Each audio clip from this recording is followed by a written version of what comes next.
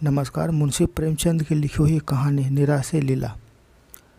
एक बार की बात, अयोध्या में एक सम्मानित पंडित रहते थे जिनका नाम हृदय नाथ था। भले ही उनके पास बहुत धन दौलत न था, लेकिन वो थोड़े में ही संतोष रखते थे। हालांकि उनके पास जो कुछ मकान थे उनमें से आने वाले किराए से उनका जीवन गुजर बसर हो जाता था।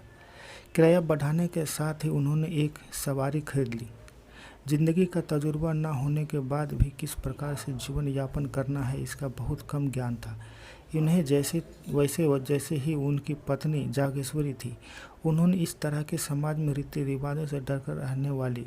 दोनों के विचार कभी अलग नहीं हुए। पत्नी के लिए पति की आज्ञा ही सर्वोपरि थी। जागेश्वरी भगवान शिव की उपासना करने वाली थी और हृदयनाथ जी वैष्णव थे, लेकिन दान व्रत आदि में दोनों को समान श्रद्धा थी, यानी धर्म निष्पक्ष थे। एक दिन पुत्री की कैलाश कुमारी, जिनकी शादी उन्होंने रोह 13 साल में ही कर दी थी, अब उन्हें उससे एक पुत्र की लालसा थी जिनके पास नाम से वे सब कुछ करते धर्म ध्यान में लग जाना चाहते थे। शायद भाग्य में यह मंजूर न था। कैलाश कुमारी की शादी के बाद ही उसके पति की मौत हो गई और वह विधवा हो गई। पूरे घर में शोक का माहौल था, लेकिन कैलाश कुमारी, जिन्हें विवाह का मतलब ही नहीं पता था, वह अपने माता पिता को रोता हुआ देखता तो खुद भी रोने लगती। उसे नहीं पता था कि वे क्यों रो रहे थे।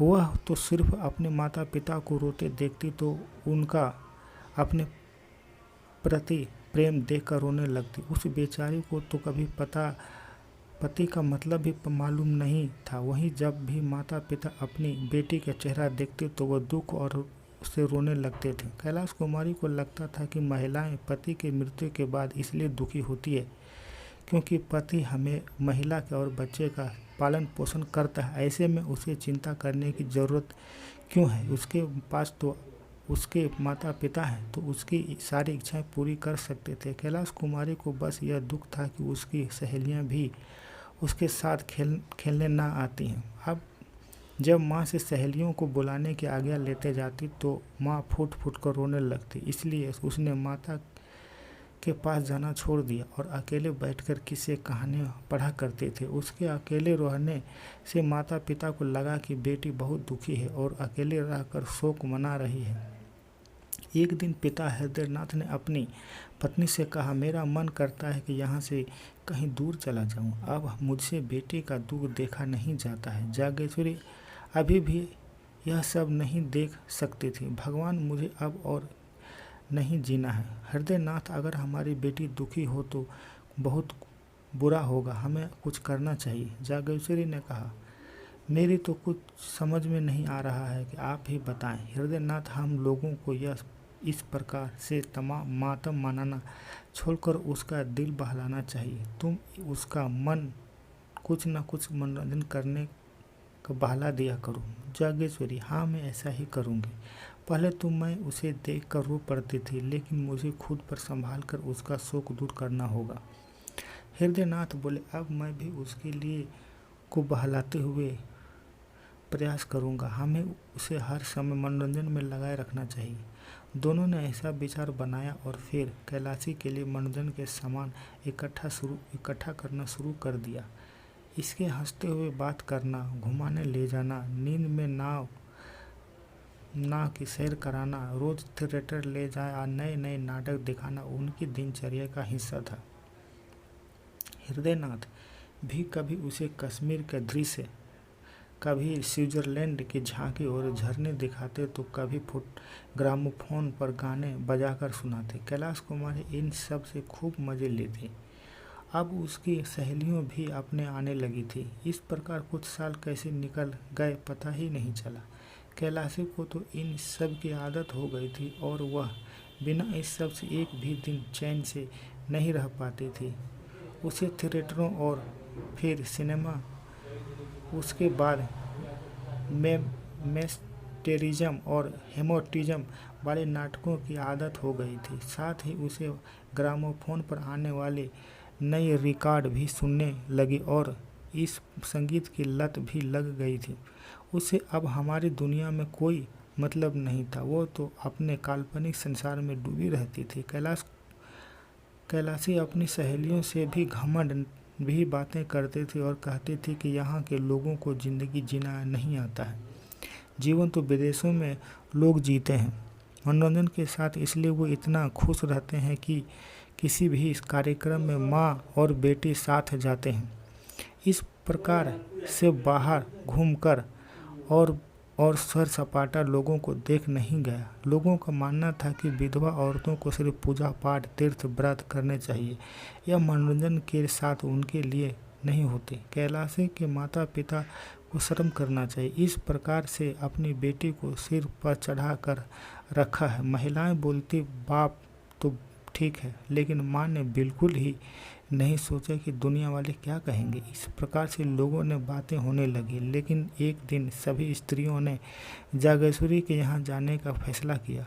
उनके आने पर जागेश्वरी ने बड़े ही आदर सत्कार से उनका स्वागत किया। फिर कुछ देर यहाँ वहाँ की बातें के बाद एक स्त्री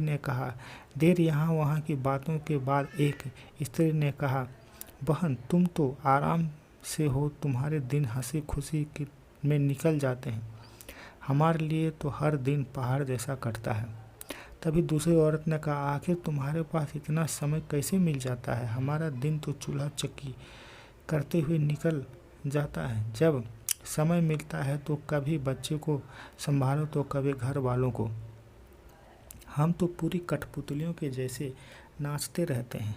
तभी तीसरा औरत व्यंग करते हुए कहा, इसमें सोचने वाली बात क्या है, यह सब करने के लिए जागेश्वरी जैसा कलेजा चाहिए। तुम लोग तो राज सिंहासन पर बैठने के बाद भी इस बात पर। एक वृद्ध महिला बोल उठी, ऐसा दिल किस काम का, जो दुनिया कितना भी मजाक उड़ाए फिर भी किसी को कोई फर्क नहीं पड़ता। वह दिल किसी पत्थर से कम नहीं है। हम गृहिणी हैं और हमारा काम गृहस्थी को संभालना है, मौज मस्ती करना नहीं। महिलाओं के लिए द्वारा इस प्रकार से मजाक उड़ाए जाने पर जागेश्वरी ने अपना सिर नीचे कर लिया। महिलाओं का काम हो चुका था, उनका उद्देश्य उसके मन को तड़पाना था। जागेश्वरी को सबक मिल चुका था। महिलाओं को जागने के बाद उसने यह सब अपने पति से कहा। वो मायूस होकर बोलने लगे कि अब क्या करें। जागेश्वरी आप भी कुछ विचार करो। हृदयनाथ लंबे सांस छोड़ते हुए बोले, पड़ोसियों को मजाक उड़ाया है और यह एक दिन होना ही था, और सही भी है। मुझे खुद पर पता चल रहा था कि कैलाशी के हाव भाव बहुत बदल गए हैं। विधवाओं का यह सब करना ठीक नहीं है, हम अब यह सब बंद करना होगा। जागेश्वरी टूकते हुए बोले, पर कैलाशी को तो इन सब की आदत हो गई है, कैसे हो रहेगी वह अपने इनके बिना। हृदयनाथ, हमें यह सब रोकना पड़ेगा। धीरे धीरे घर का माहौल बदलने लगा। हृदयनाथ शाम के ग्रामोफोन की जगह धर्म ग्रंथ पढ़ना सुनाने लगे। धर्म में माँ और बेटी धर्म निष्ठा का पालन करेगी और संयम उपासना करने लगी। गुरु जी के कैलाशी को दीक्षा दी। गुरु ने मिलने वाली दीक्षा और सभी महिलाओं ने वहाँ आकर उत्सव मनाया। माँ और बेटी गंगा स्नान करने लगी। मंदिर जाते, एकादशी का निर्जला व्रत रखती। गुरु जी कैलाशी को रोजाना संध्या के समय धर्मोपदेश। कैलाशी को कुछ दिनों तक यह सब कष्टपस लगा, लेकिन थोड़े ही दिनों में उसे इन सब को रुचि होने लगी। उसके मनोरंजन के मार्ग छोड़कर आध्यात्म के त्याग कर मार्ग अपना लिया। उसे पति के अपनी स्थिति का मतलब समझ आने लगा। अब उसे प्रायश्चित करने का मन बना लिया था। वह साधु महात्माओं की सेवा करने लगी और यहाँ तक कि 3 साल में ही उसने संन्यास लेने का सोच लिया। जैसे ही माता पिता को इस बात का पता चला, उन्होंने अपना सिर पकड़ लिया। माँ ने कहा, बेटी अभी संन्यास लेने की तुम्हारी उम्र नहीं है, ऐसे बातें मत सोचो। कहानी से सीख, हमें कभी भी स्त्री और पुरुष में भेद नहीं करना चाहिए। दोनों ही सुखी और स्वतंत्र जीवन जीने के समान रूप से अधिकारी होते हैं। मुंशी प्रेमचंद की लिखी हुई कहानी। अगर हमारा कहानी अच्छा लगा तो चैनल को सब्सक्राइब कीजिए, चैनल को जो लाइक कीजिए, शेयर